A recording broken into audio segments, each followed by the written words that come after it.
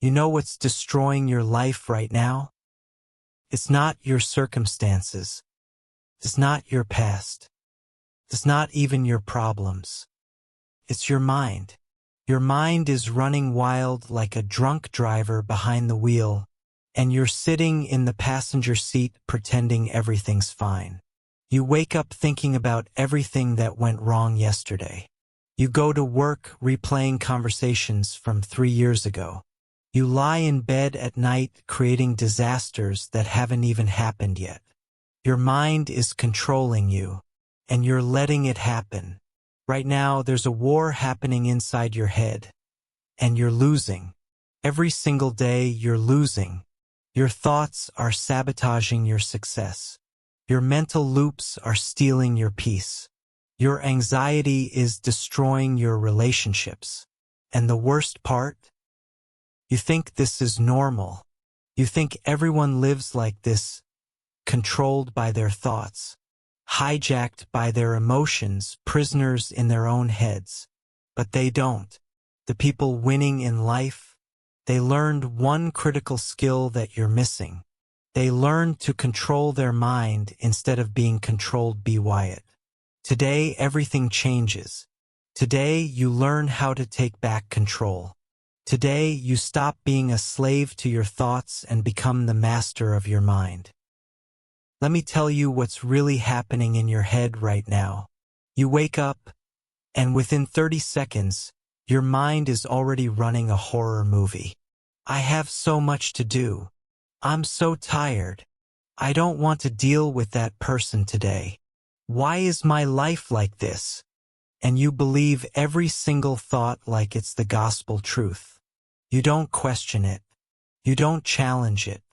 You just accept it and let it set the tone for your entire day. By 9 a.m., you're already defeated.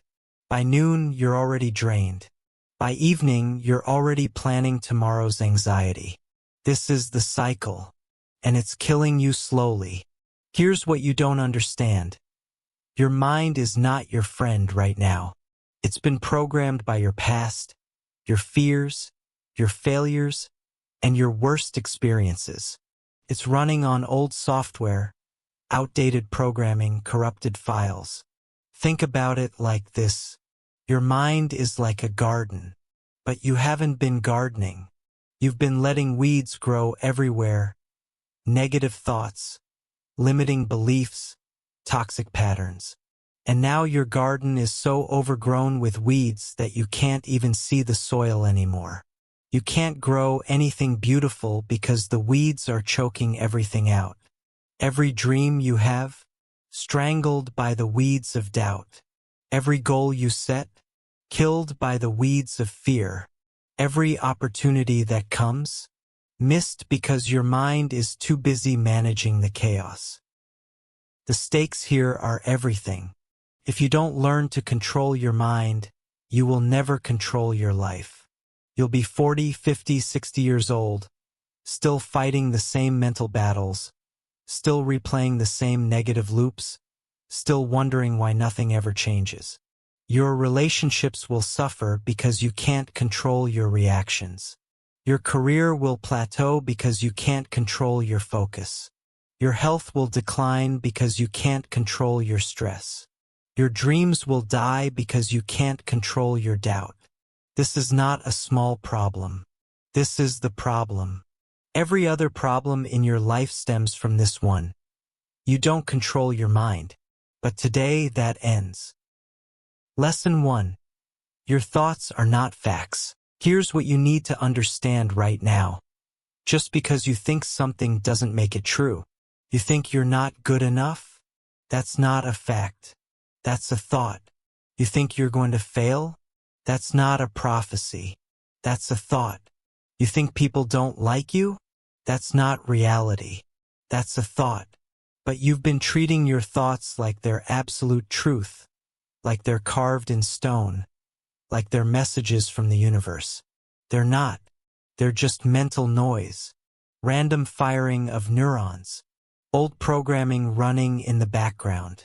And you've been obeying them like they're commands from a general. Stop it.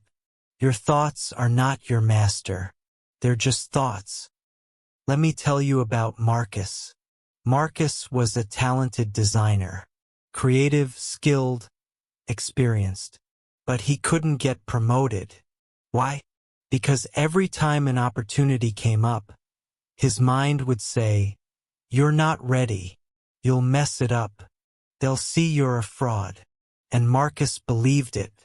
He believed every negative thought like it was a fact. So he never applied, never raised his hand, never took the shot.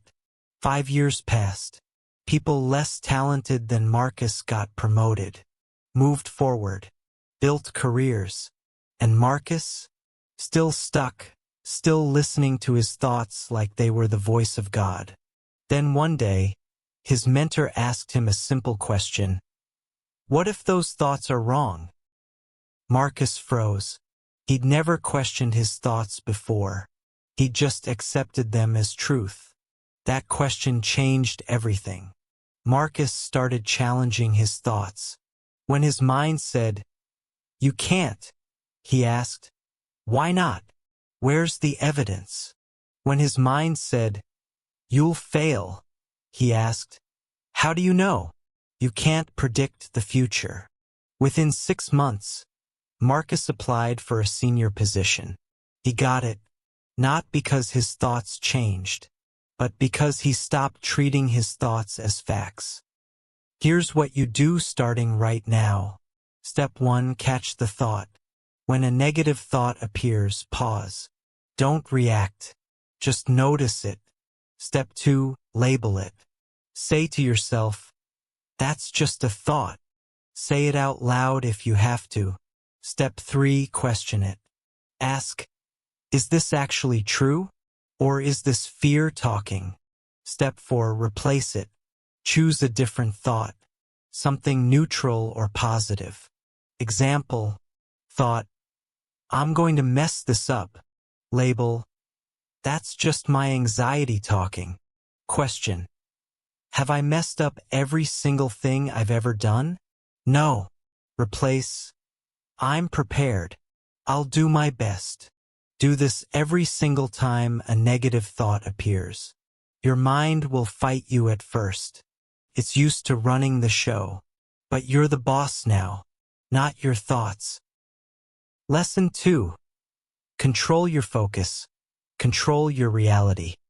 Your life is a reflection of what you focus on. If you focus on problems, you'll see problems everywhere. If you focus on opportunities, you'll see opportunities everywhere. It's not magic. It's neuroscience. Your brain has something called the reticular activating system. It filters reality based on what you tell it is important. Right now, you've trained your brain to focus on everything that's wrong, everything that could go wrong, everything that went wrong before.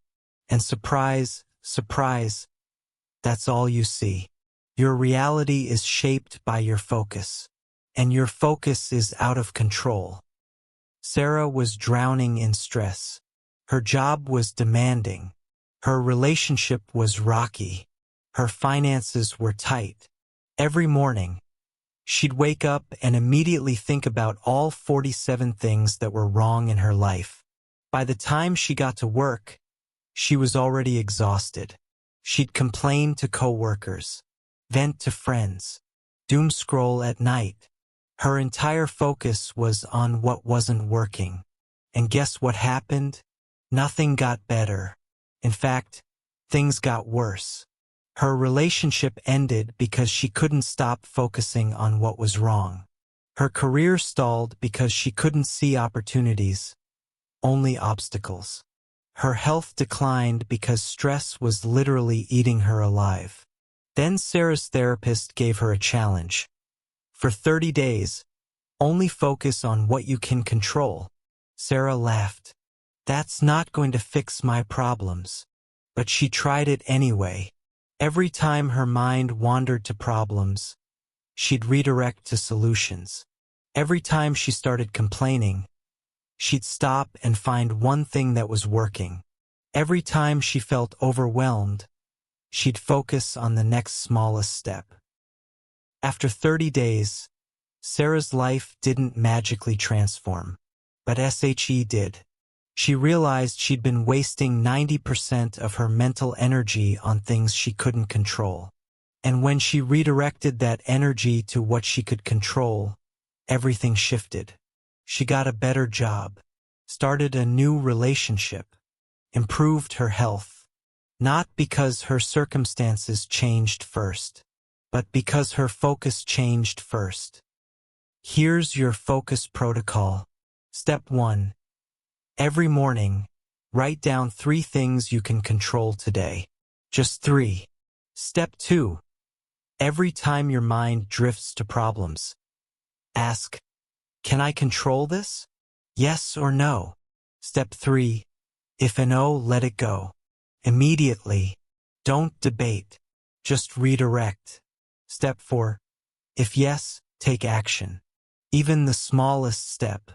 Do something. Step 5. At night, review. What did you focus on? Did it serve you? Adjust tomorrow. This is not positive thinking. This is strategic focus. You're training your brain to stop wasting energy on what you can't control and invest everything in what you can. Do this for 30 days and you won't recognize your mind. Lesson 3. Emotions are data, not directions.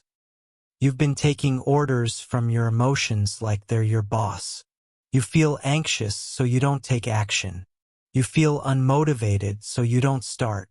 You feel angry, so you burn bridges. You feel sad, so you stay in bed. Your emotions are running your life, and you're following them blindly off a cliff. Here's the truth. Emotions are information. They're data points. They're signals. But they're not instructions. Anxiety doesn't mean don't do this. It means this matters to you. Fear doesn't mean run away. It means you're growing. Anger doesn't mean attack. It means a boundary was crossed. Sadness doesn't mean give up. It means you need rest or support. Stop letting emotions make your decisions. James wanted to start a business for 3 years. 3 years. But every time he got close to launching, anxiety would hit him like a truck. His heart would race. His mind would spiral. His stomach would turn. And James would interpret this as a sign. This is wrong. I'm not ready. This isn't meant to be.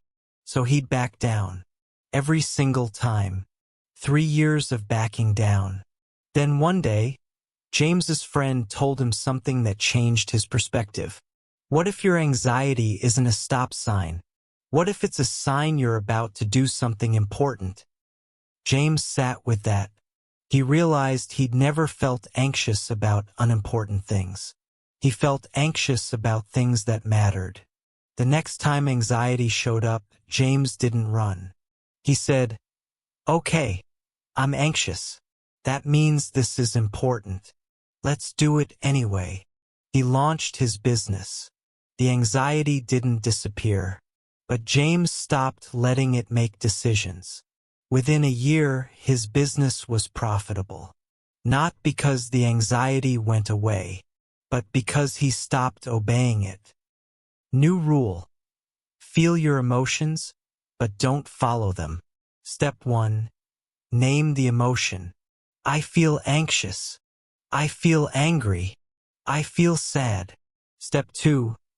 Ask what it's telling you. What is this emotion signaling? What information is it giving me? Step 3. Separate feeling from action. I feel this way and I can still take action. Step 4. Decide based on values, not feelings. What does the person I want to be do right now? Step 5. Act despite the emotion. Do the thing even though you feel the feeling. Example, emotion, anxiety about a presentation. Information, this matters to me. I care about doing well. Decision, I feel anxious and I'm giving this presentation anyway. Action, prepare, practice, deliver. Your emotions don't get to vote on your actions anymore. You do. Lesson 4.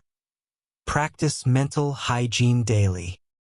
You brush your teeth every day, right? You shower. You change clothes. You clean your space. But when was the last time you cleaned your mind? Your mind is filled with mental trash, negative self-talk, toxic memories on repeat, other people's opinions, worst-case scenarios, regrets and resentments. And you wonder why you feel heavy, why you can't focus, why you're always tired. It's because you're carrying around mental garbage. You need mental hygiene, daily. Not when things get bad.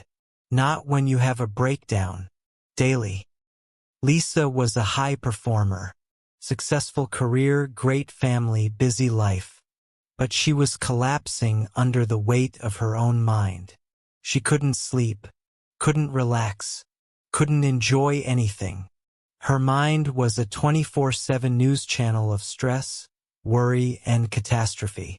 Her doctor told her she was heading for burnout. Maybe worse. Lisa tried meditation apps. They didn't stick. She tried therapy. It helped, but she needed something daily. Then she created her own mental hygiene routine. Every morning, 5 minutes of intentional breathing. No phone. Just breathe. Every afternoon, 10-minute walk. No headphones. Just observation. Every evening, write down 3 thoughts she needed to release. That's it. 15 to 20 minutes total. Within 2 weeks, Lisa noticed a difference. Her mind felt clearer, quieter, more spacious.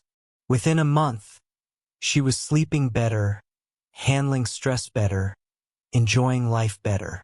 Not because her life got easier, but because she started cleaning her mind every single day. Your mental hygiene routine starts today. Morning, 5 minutes. Sit quietly. Breathe deeply. Set one intention for the day. Midday, 5 to 10 minutes. Step away from screens. Walk or stretch. Observe your surroundings without judgment. Evening, 5 to 10 minutes. Write down 3 things. 1 win from today. 1 thought you're releasing. 1 thing you're grateful for. That's your baseline. 15 to 20 minutes of mental hygiene. Non-negotiable. You have time. You're just not prioritizing it. Your mind is your most valuable asset. Start treating it that way. Lesson 5.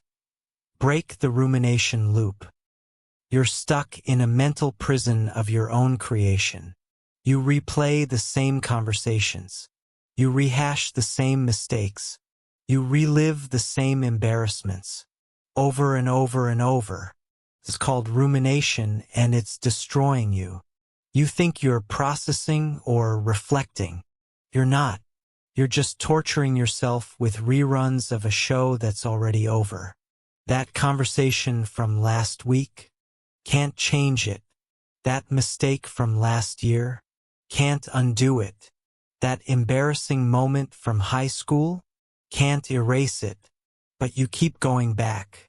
Keep pressing replay. Keep living in the past.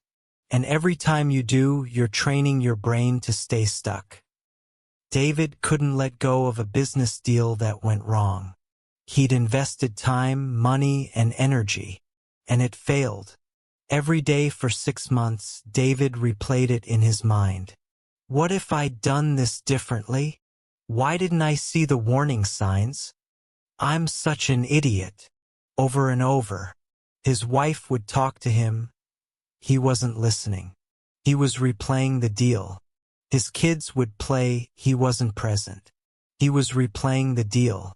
New opportunities came. He didn't see them. He was replaying the deal. 6 months of his life gone. Wasted.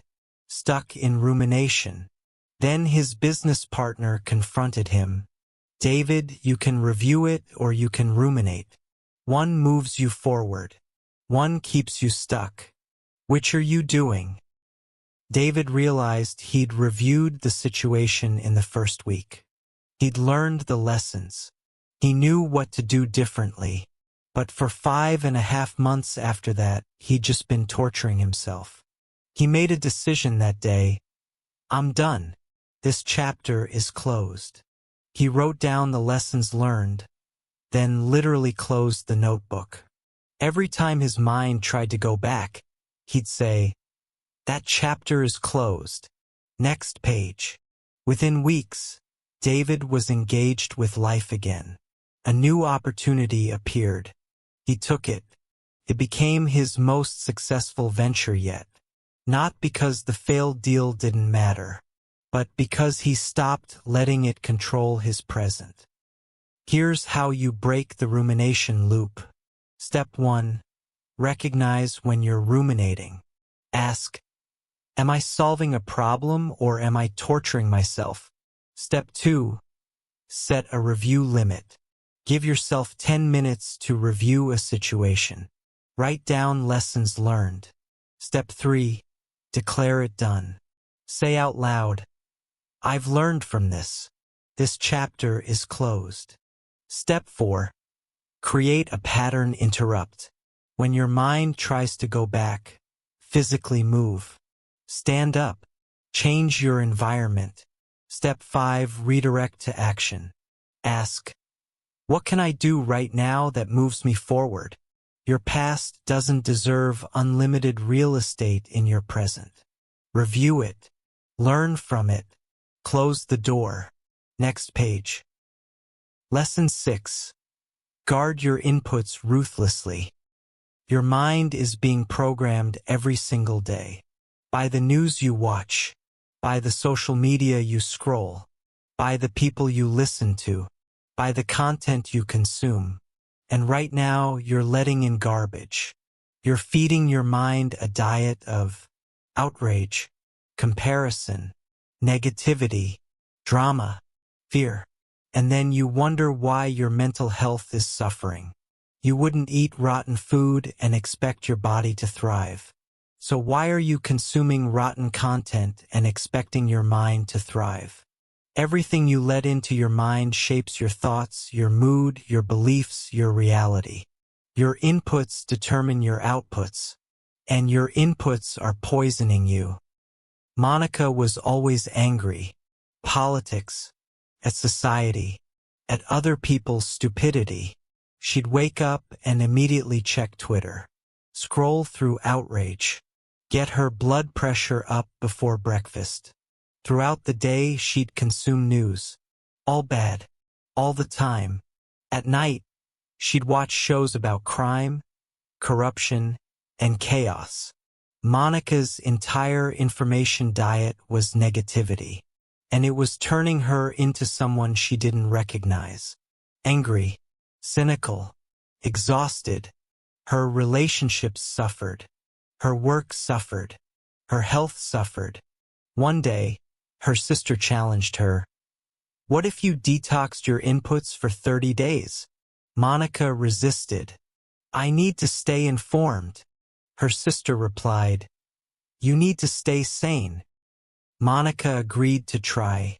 For 30 days, no news first thing in the morning. No doom scrolling. No shows that left her feeling heavy. Only content that educated, inspired, or entertained positively. The first week was hard. She felt FOMO.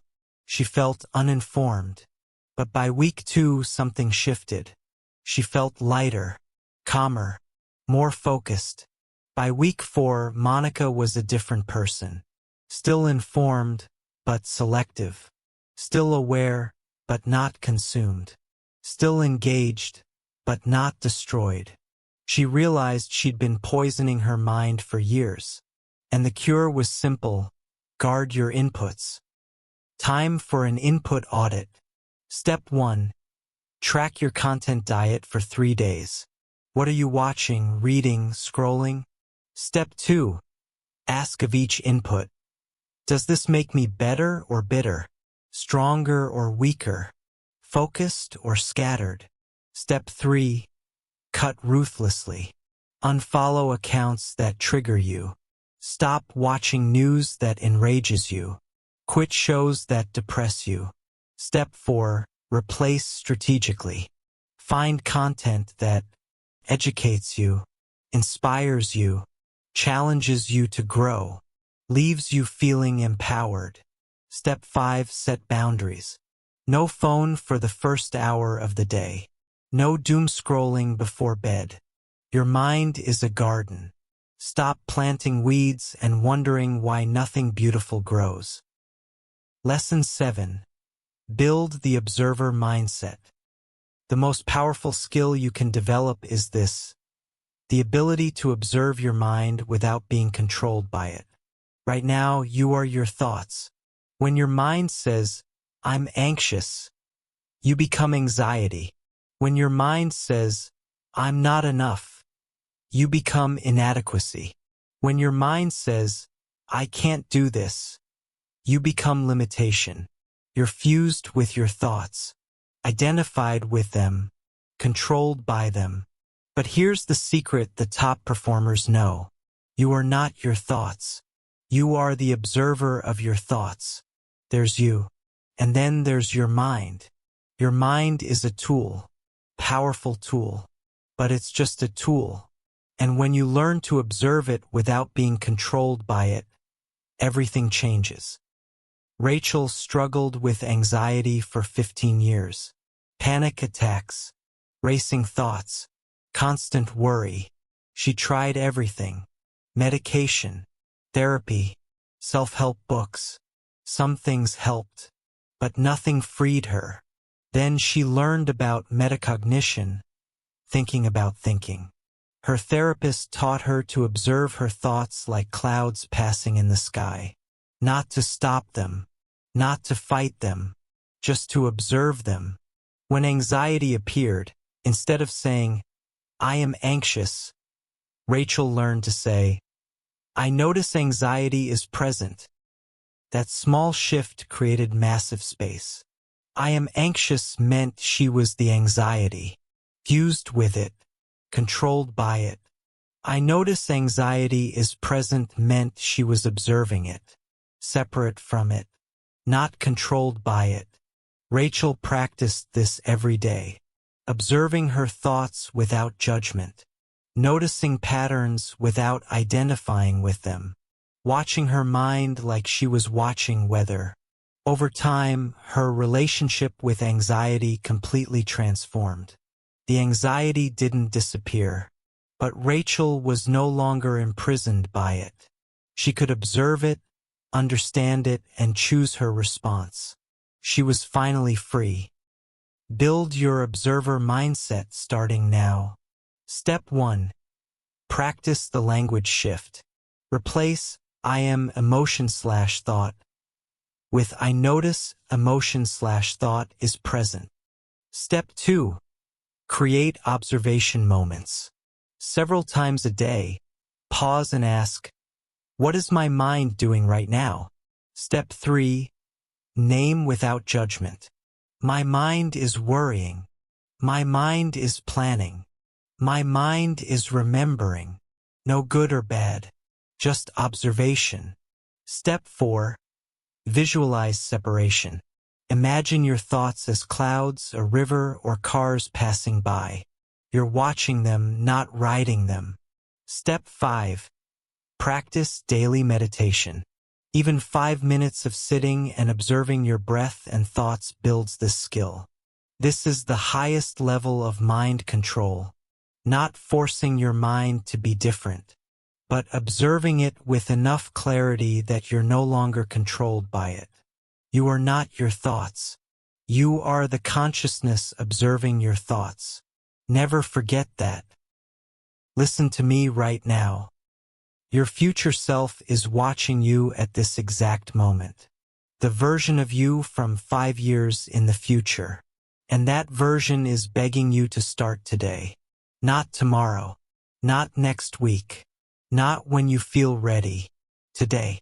Because that future version knows something you don't know yet. The day you take control of your mind is the day your entire life changes. Everything you want, the success, the peace, the relationships, the confidence, the joy, it's all waiting on the other side of mental mastery. But you have to cross the bridge.